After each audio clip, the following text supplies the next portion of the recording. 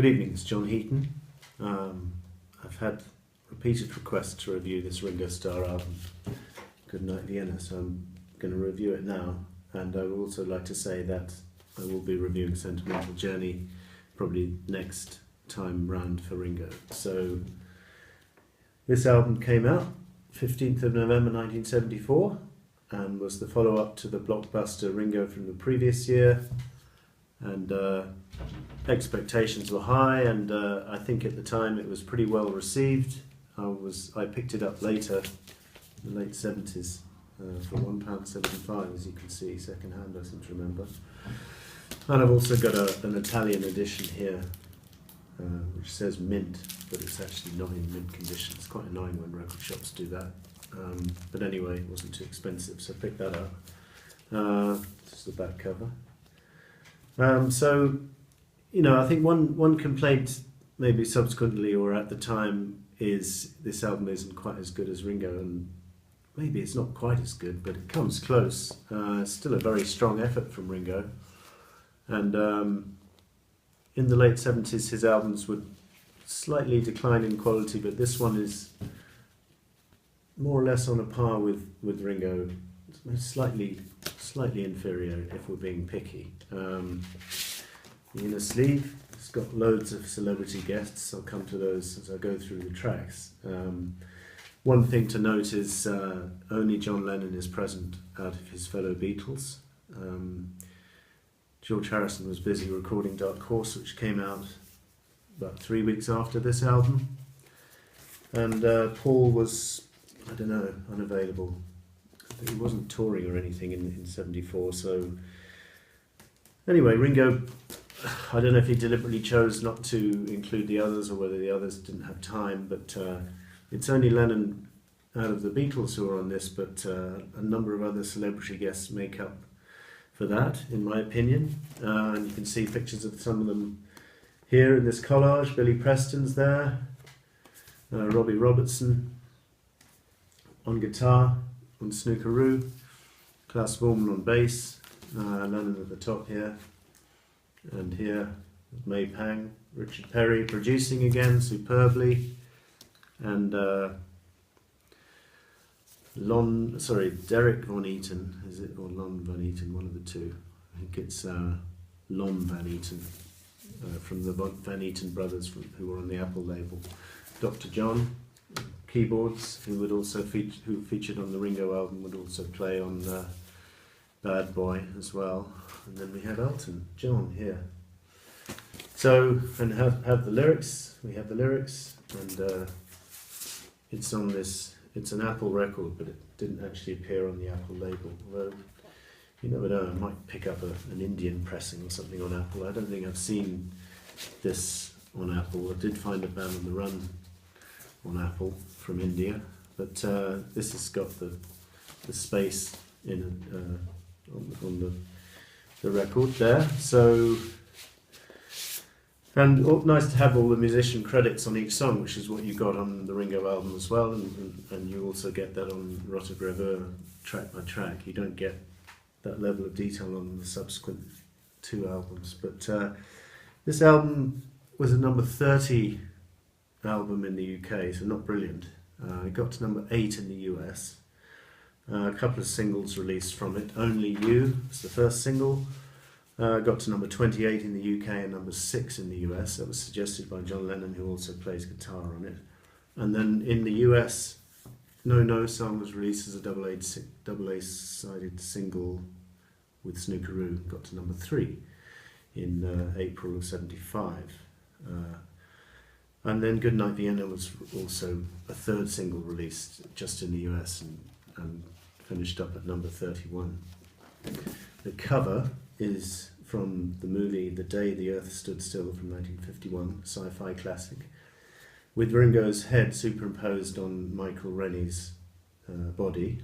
And I guess this must have been one of Ringo's favourite films from his childhood, because he would have been 11 when it came out. So I like the cover. I think it's pretty iconic, actually, although he nicked it from this movie. I think it's one of Ringo's best covers.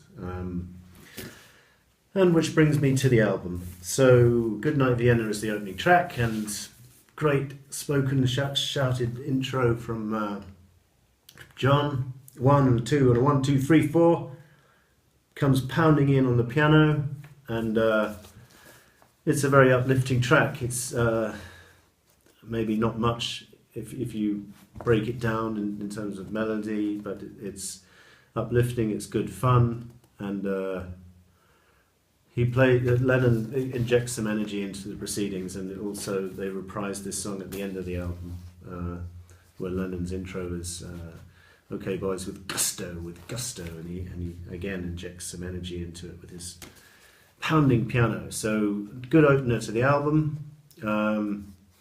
Musicians on this album: Jim Keltner's playing drums mostly, Billy Preston is on organ, Jesse Ed Davis is on guitar, Dr. John plays piano.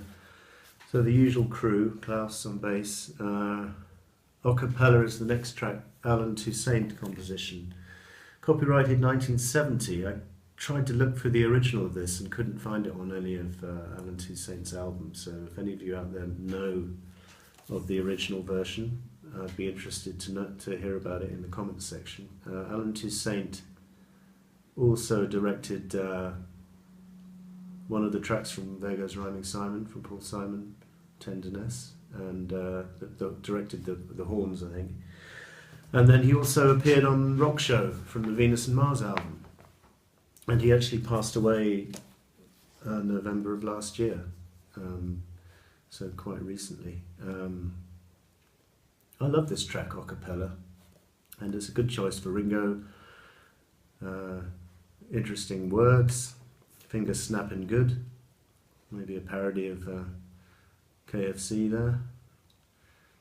I would tell the whole world, tell him if I could, to add a little song into each life. It's finger snapping good. And then, pardon me boys, but could you use it? We're going to make a little music. I love it. Not a classic, but a good solid Ringo track. And the next track is a Willy Poncia Richard Starkey composition. One of 2 on this album, I think, yes. And they had a lot of success on the previous album with at least Oh My My was written by those 2, and I think Devil Woman as well.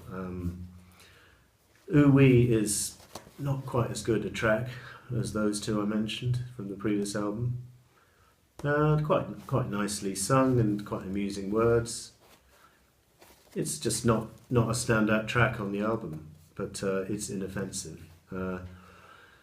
Next track probably divides opinion, Husbands and Wives, a Roger Miller track from 1966, and I think this is a great choice for Ringo. As I've said before, he does country music really well, particularly on his album Vocals of Blues from 1970, and here he tackles a very sensitive song about divorce, which Ringo was actually going through when he recorded this, so it must have been quite close to home.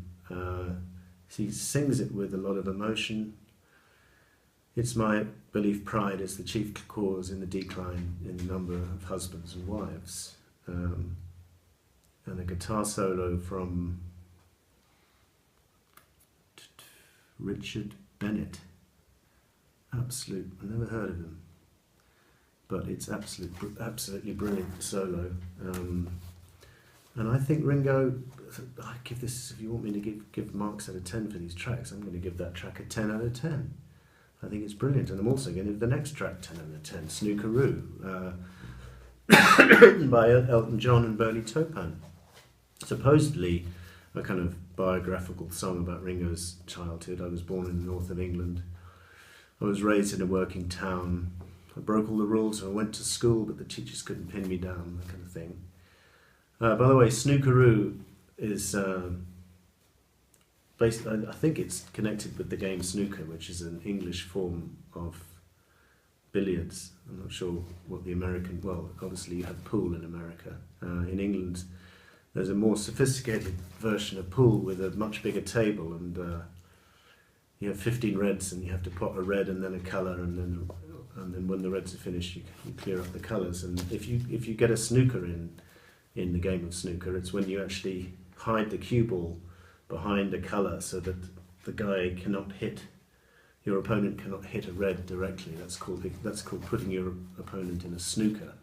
So I guess the name Snookeroo, Elton was thinking, is someone who kind of, quite sneaky and, I don't know. But it's, I don't want to overanalyze it, but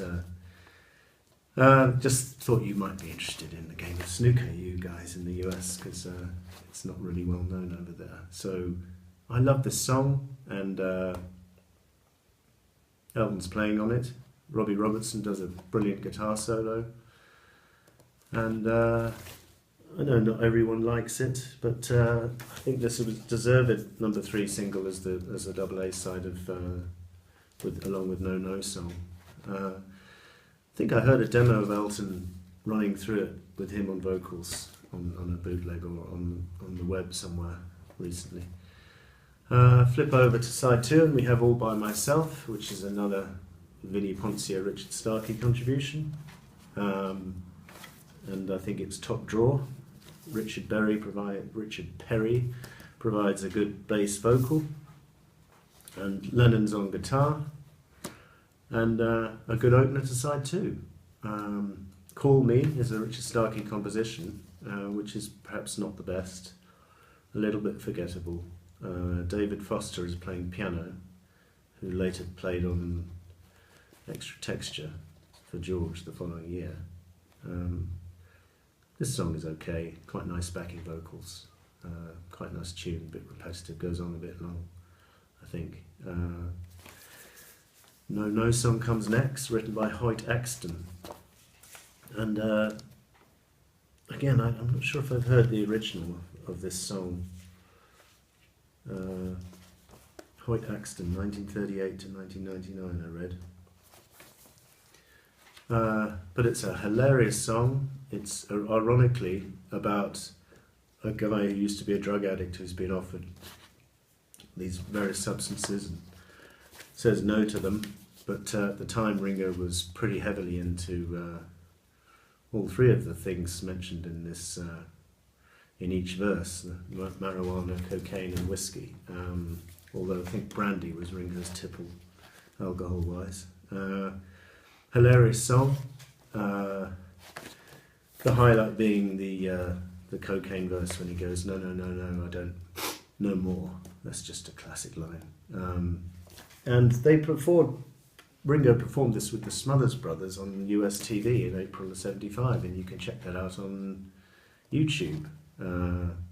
Quite amusing version. And the Smothers Brothers were the very people who Lennon had heckled at the Troubadour nightclub in Los Angeles and got kicked out for doing it, along with Harry Nilsson. So that's No No Song, a definite highlight and a worthy single. And then we have Only You, which was chosen by Lennon, who plays acoustic, and you can hear Lennon's vocal version on the Lennon anthology. He did a guide vocal, and Ringo basically overdubbed his vocal onto it. There's also a very funny video filmed at the Capitol Tower with Harry Nilsson and Ringo on good form. Harry's on backing vocals, and it's a good version, and as I say, number 6 hit in the US. Then we have Easy For Me, written by Harry Nilsson, which would turn up on Harry's own album from the following year, Do It On Monday. Actually, on this album, it's called Easier For Me, which is interesting. And he sings it like that, whereas Ringo sings Easy For Me. It's a little bit maybe melodramatic, and the strings are a bit over the top, but so there's some kind of classical pianist playing on here. I forget his name. Got it written down somewhere. But it's okay. It's quite a nice tune, and it's probably the highlights of this album, which is maybe not saying too much because it's not one of Nilsson's strongest by any means. Not brilliant choice of material for Ringo. I think he should do more country type material like Husbands and Wives rather than tackle a ballad like this, but it's perfectly okay. And then the title track is revived at the end. So what have I missed out? Yeah, on backing vocals we've got Clyde King, who also sang backing vocals with Dylan on Saved and Shot of Love and Infidels, and also on the Stones' Exile on Main Street. And also on backing vocals we have Madeline Bell, who was backing vocalist for the You Can't Always Get You Want for the Stones back in '69. So I didn't mention, also forgot to mention Only You was an original. It was written by Buck Ram, and it's an original hit for the Platters, number 5 hit back in 1955. So that's the oldest song on the album in terms of when it was written. So this album I'm going to give a solid 8.5 out of 10 to maybe a 9 on a good day. It really is up there with Ringo's best. Bracket it alongside Ringo. Time Takes Time, Beaucoups of Blues, and this one I think at the top 4 for me. Rota Gravure is not far behind, and also Sentimental Journey, which I'll come on to in the next review. So thanks for watching. See you next time.